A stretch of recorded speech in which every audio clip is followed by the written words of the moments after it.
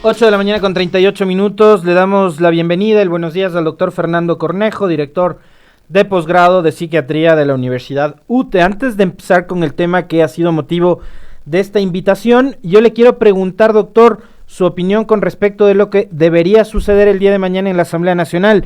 Usted, desde un frente cívico de profesionales de la salud, promovieron desde noviembre del año pasado un intento de juicio político en contra del ex ministro Juan Carlos Ceballos. Finalmente el hombre renunció, se fue a Miami y bueno, la Asamblea se ha tomado todo el tiempo del mundo para llegar a esta instancia. ¿Qué opina usted de lo que debe suceder mañana? Buenos días, bienvenido. Muy buenos días, Alexis, qué gusto. A pesar de los tiempos tomados por la Asamblea Nacional y sabiendo que algunos de ellos estaban inclusive dentro del marco de todo el proceso o del debido proceso que debe haber, pues se llegó a este juicio político por demás justo, que mañana debe culminar con la sanción política al ex ministro de Salud, una persona que pues actuó de manera irresponsable, negligente y que nos llevó a una catástrofe como país. Y que pues de pronto, ojalá en las conclusiones del juicio político podrán llegarse a que se identifiquen otras conclusiones de tipo penal hacia un ministro de Salud que ha sido negligente. Una censura, una sanción a destiempo, es un mensaje finalmente, yo creo que más que para el propio Ceballos, para quienes van a asumir funciones a futuro y el próximo gobierno, ¿no, doctor? Yo al menos lo entiendo así. Sí, aquí hubo una destitución completamente injusta en su momento a la ex ministra Espinosa Ujú. en procesos sin pruebas y ha habido una destitución a destiempo y sí fue prácticamente flash o con cambios de votaciones, en reconsideraciones, etcétera. Y ha habido una destitución lenta y completamente justa y que llama a los nuevos asambleístas a decir que usen adecuadamente la función de control político y fiscalización, que es una de las principales funciones de la Asamblea Nacional. Creo que llega un momento fundamental en donde, pues evidentemente, el respeto a los resultados electorales, a la decisión de la mayoría, pues de los ciudadanos, es importantísimo, pero que la división de poderes del Estado debe garantizar además que exista un control adecuado de lo que se ejecuta en el gobierno y sobre todo el respeto a los derechos. Y el principal derecho en estos momentos, como hemos venido viendo, es el derecho a la salud, que ha venido siendo incumplido durante estos últimos 4 años. Doctor, ahora sí, para entrar en materia, este es un tema del que, digo, poco a poco se ha hablado, hay algunas publicaciones, algunos diálogos por ahí, pero no se ha tratado a profundidad. Y es que la pandemia ha generado otro tipo de pandemias. Hace unos segundos conversábamos con una feminista, con Tamara Hidrobo, sobre la violencia contra la mujer. Y esa es una de las pandemias que ha generado el confinamiento y el encierro, ¿no? Que las mujeres en su propio hogar sean víctimas de violencia. Pero hay otro tipo de, digamos, y eso también es producto de lo que puede provocar el confinamiento, el encierro, en la salud mental de los seres humanos. ¿Qué está pasando con nosotros que nos hemos visto obligados a partir de marzo del año pasado, en el caso estricto del Ecuador, a estar confinados, de estar encerrados? ¿Cuáles han sido las principales manifestaciones quizás de problemas en la salud mental que hemos tenido a partir de esta pandemia? Bueno, se han registrado datos a nivel mundial que la pandemia como tal, que no solo lleva pues la situación de personas que sufren la enfermedad o que pues han tenido familiares o amigos o conocidos muertos por la enfermedad, sino que a todos nos ha cambiado de una u otra manera la forma de adaptarnos.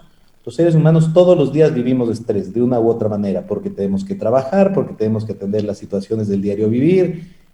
Ese estrés es normal, pero cuando se torna constante, cuando está todos los días y nos genera sensaciones de alerta constantes, empezamos a tener una situación desadaptativa en la cual el cuerpo y la mente empiezan a funcionar de manera diferente, empiezan a funcionar como que estaríamos todo el día bajo ataque. Cuando estamos bajo ataque, ¿qué ocurre? Ocurre que o nos preparamos para defendernos o nos preparamos para huir. Ese es nuestro mecanismo prácticamente primitivo, pero así es nuestra mente y nuestro cuerpo. Y ahí se empiezan pues a generar una cantidad de sustancias, de neurotransmisores, neurohormonas, que empiezan a si son mantenidas a largo tiempo, a generar ciertos daños. Y en este caso se ha registrado el incremento de tres enfermedades de manera muy, muy importante, que es la ansiedad, ¿sí? Que se ha incrementado, según datos de artículos a nivel internacional, en un 50% aproximadamente en la población general, la depresión y el trastorno por estrés postraumático, que es algo más grave, pero es que está dentro del grupo de la ansiedad. ¿Cuáles son las diferencias entre estos tres, entre estas tres enfermedades, doctor, que se han hecho, digamos, o se han puesto de manifiesto a partir del confinamiento?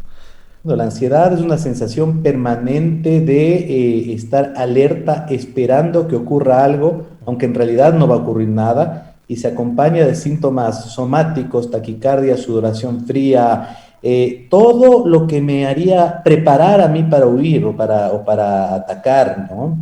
Eh, Sensación de falta de aire, estas son las famosas crisis de pánico.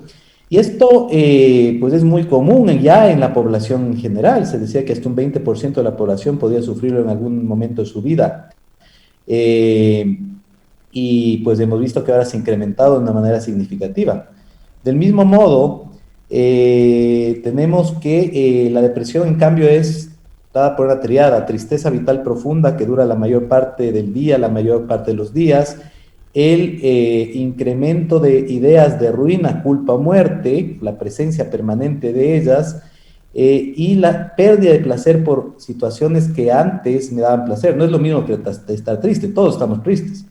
Es una depresión cuando estoy durante largo tiempo con esta sintomatología.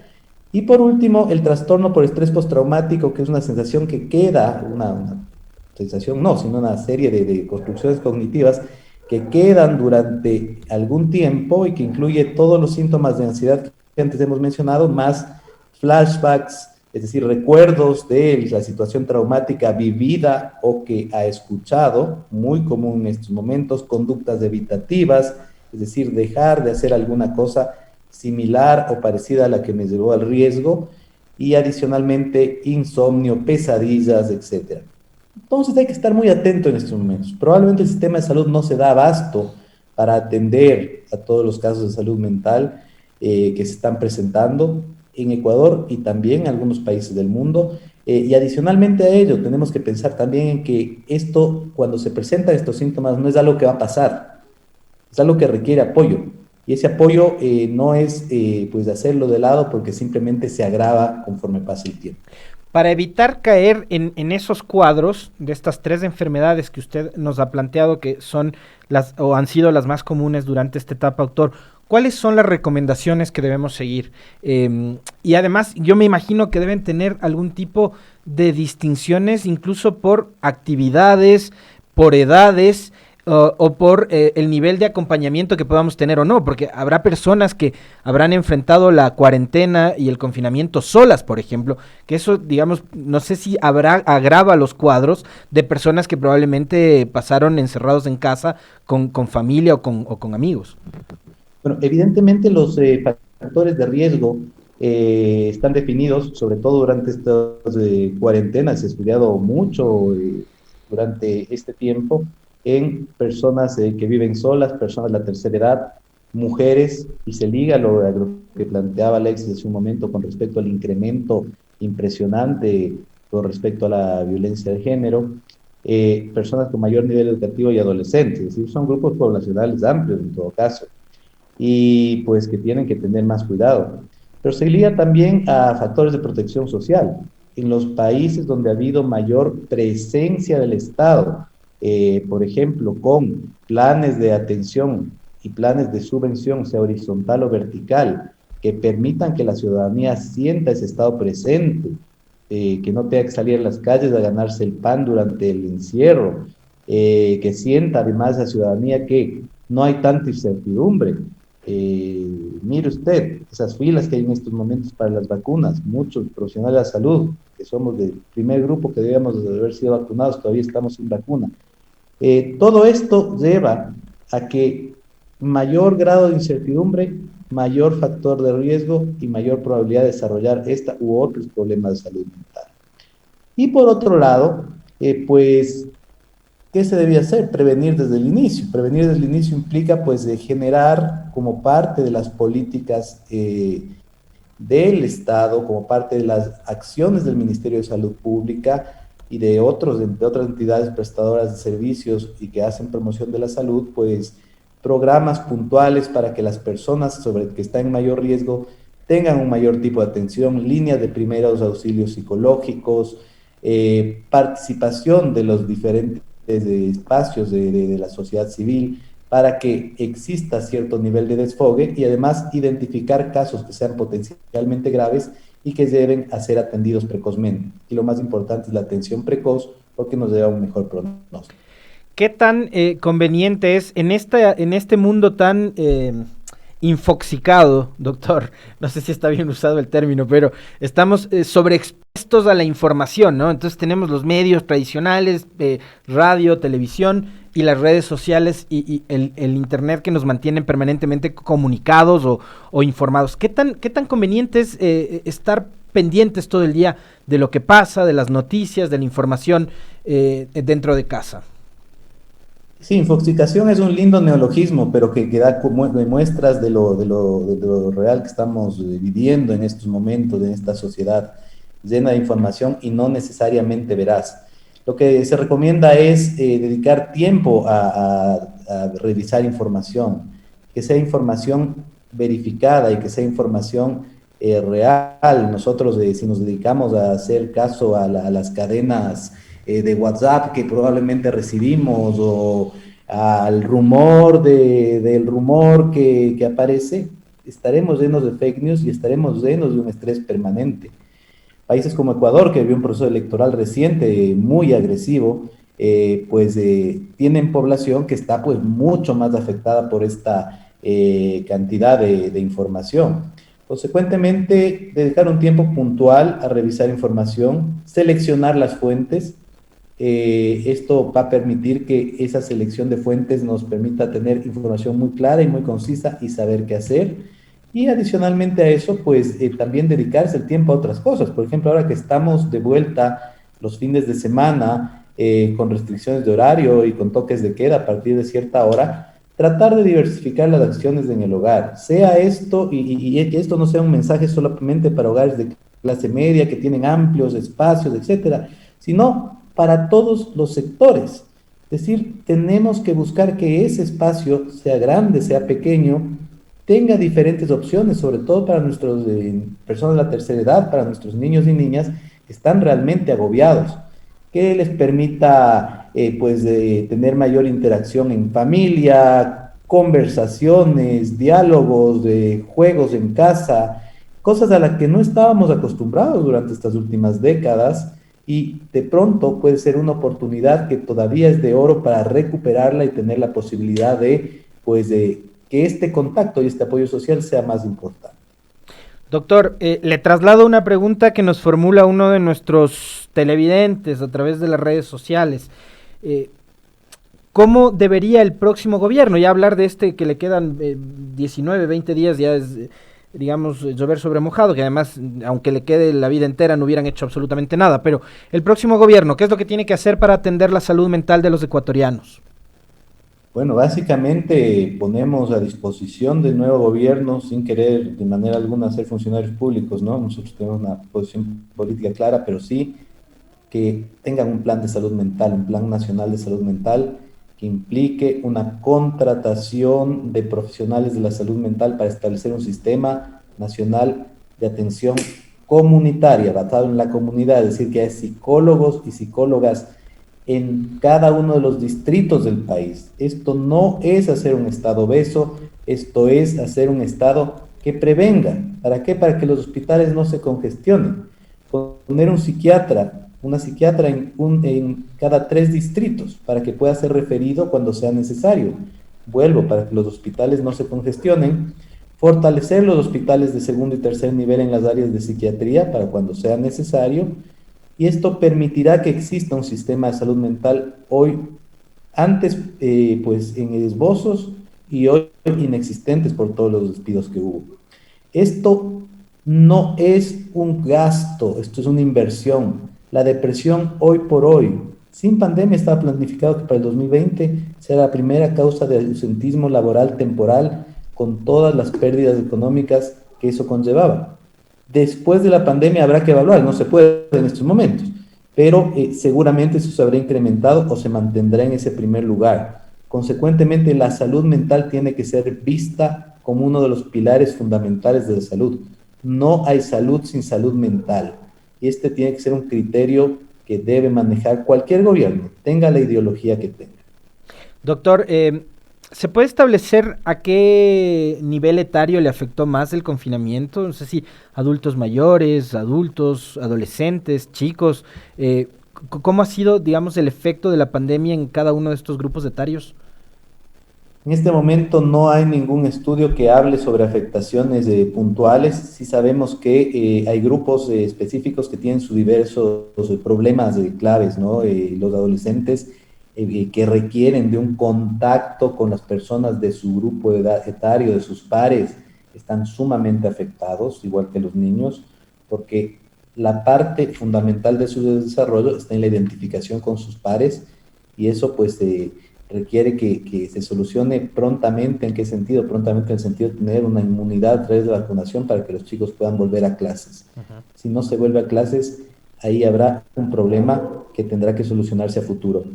En segundo lugar, el grupo pues, más importante en su afectación es el grupo de la tercera edad, grupo que ha perdido sus últimos años de vida con demasiado estrés, con demasiada presión y con problemas económicos seguramente, y que adicionalmente a ello tienen inmensas dificultades en relacionarse con su familia, sobre todo en una sociedad como nuestras sociedades latinas, que son muy endogámicas, que tienen esos contactos. Doctor, yo le preguntaba o le trasladaba esta inquietud de uno de nuestros oyentes sobre qué es lo que debe hacer el próximo gobierno. Ahora, ¿qué es lo que no ha hecho el Estado para ayudar, por ejemplo, a las familias que han perdido seres queridos por efecto de la pandemia? Personas que, familias que perdieron un padre, una madre, a sus abuelos, incluso hijos por efecto del COVID, ¿no? Bueno, el Estado no ha dado ningún tipo de acercamiento más que el mínimo en procesos de salud mental en estos momentos. Se debió haber tenido todo un sistema estructurado y sí debió haber sido considerado prioritario. ¿Por qué motivo? Porque estas personas que están sufriendo hoy problemas relacionados a la salud mental, si quieren verlos de lo productivo a ellos que les gusta en el gobierno actual, pierden capacidad de ser productivos para ellos, para su familia y para el Estado. Si es que quieren verlo desde el punto de vista personal, pierden esa capacidad. Se ha identificado que las personas que sufren problemas de salud mental tienen menos años de vida con respecto a la población general. Consecuentemente, por el lugar que se lo mire, debió haber existido un sistema, primero, en los primeros días y hoy también, de primera ayuda psicológica, que ni siquiera requiere de la actuación de profesionales de la salud mental, sino de mecanismos de capacitación. El día de mañana lanzaremos entre algunas universidades y el Consejo de Educación Superior un programa de primeros auxilios psicológicos apoyado por la Organización Panamericana de la Salud para tutores de las diferentes universidades, para que nuestros alumnos estén pues, protegidos y con el apoyo de diversos estamentos de algunas facultades de medicina, entre ellas en la que yo trabajo. Y por otro lado, y no requiere mucha inversión, ojo, ¿eh? Y por otro lado, ya atención puntual para hacer soporte, seguimiento a las personas que ya tengan problemas. Pero esos procesos de identificación no existieron. Nunca es tarde para hacerlo. Nunca es tarde para hacerlo. La peor atención es la que no se hace. Y esa es la que se debería corregir. Doctor, la academia tiene una enorme responsabilidad, al igual que el Estado, para generar esos estudios que les permitan a ustedes también, analizar más a profundidad cuáles han sido los efectos psicológicos en la población. Quisiera entender un poco más cuál debería ser el rol que juegue la academia junto al Estado para justamente construir esto que le menciono, pero adicionalmente a eso, quería preguntarle, estos problemas de ansiedad, de estrés, de depresión que ha provocado el confinamiento, deben haber ocasiones, y sumados a los problemas económicos, ¿no? La crisis y el cierre de empresas, los despidos en el sector público, en el sector privado, deben haber generado también toma de decisiones más fatales. No sé si hay, digamos, un índice de suicidios durante esta etapa, que solían ser siempre altos en época de diciembre, antes, pero ahora con la pandemia no sé si este escenario se agravó. En primer lugar, bueno, con respecto al rol de la academia, nosotros tenemos la obligación de seguir generando conocimiento pertinente. Yo siempre rescato y resalto el tema de pertinencia, ¿no? Porque publicar por publicar, papers tras papers, Ajá. probablemente sea algo inútil, sino pertinente para que pueda existir una debida información necesaria para que los tomadores de decisiones, públicos o privados, tengan la posibilidad de hacerlo en base a datos, y esto es lo que se intenta hacer desde la academia con las limitaciones que ha habido inclusive para la producción científica en estos momentos. Pues no hay entes financiadores para ciencia y tecnología, es decir, no ha financiado un centavo, se requiere pues procesos de financiamiento, ¿verdad? A pesar de ello hemos producido y tenemos procesos que nos han permitido generar esto. Este otro tipo de procesos de capacitación que se realizan con vinculación con la colectividad, por ejemplo, que estamos realizando varias universidades con el Consejo de Educación Superior para tener captación temprana. Esto no quiere decir que las universidades debamos suplir el rol principal del Estado, que es el de prestar el servicio de salud de manera pública, universal y gratuita, pero sí de tener una capacidad de captación y de contención en el caso de los problemas de salud mental. Y por otro lado, sí, es lamentable decir que se ha incrementado el número de suicidios en el año pasado, ya venía incrementándose en general, la teníamos como segunda causa de muerte en los de jóvenes, eh, pues entre 10 y, en niños, adolescentes y jóvenes entre 10 y 29 años, había superado a los homicidios en ese grupo etario, y lo cual indicaba que las políticas de seguridad, hasta el año 2015, era el dato aquel, en el año 2015 empezó a subir, que las políticas de seguridad están funcionando también, pero se tiene que tener una política nacional de prevención de suicidio. Provincias como las provincias del centro del país, Tungurahua, Chimborazo, Cotopaxi, son provincias donde hay una alta tasa de suicidio, también Pastaza en la región amazónica, y durante esta pandemia se hubo un incremento de casos que debe ser pues manejada en estos tiempos. Queremos agradecerle muchísimo al doctor Fernando Cornejo, director de posgrado de psiquiatría de la Universidad UTE, con quien hemos conversado sobre esto que también nos inquieta, que es el estado de la salud mental de los ciudadanos después de haber vivido y seguir viviendo todavía los efectos de la pandemia y este encierro obligatorio durante el año pasado y ahora estos confinamientos parciales que estamos experimentando. Muy gentil, doctor, muy amable. Gracias, Alexis, un buen día y siempre a las órdenes.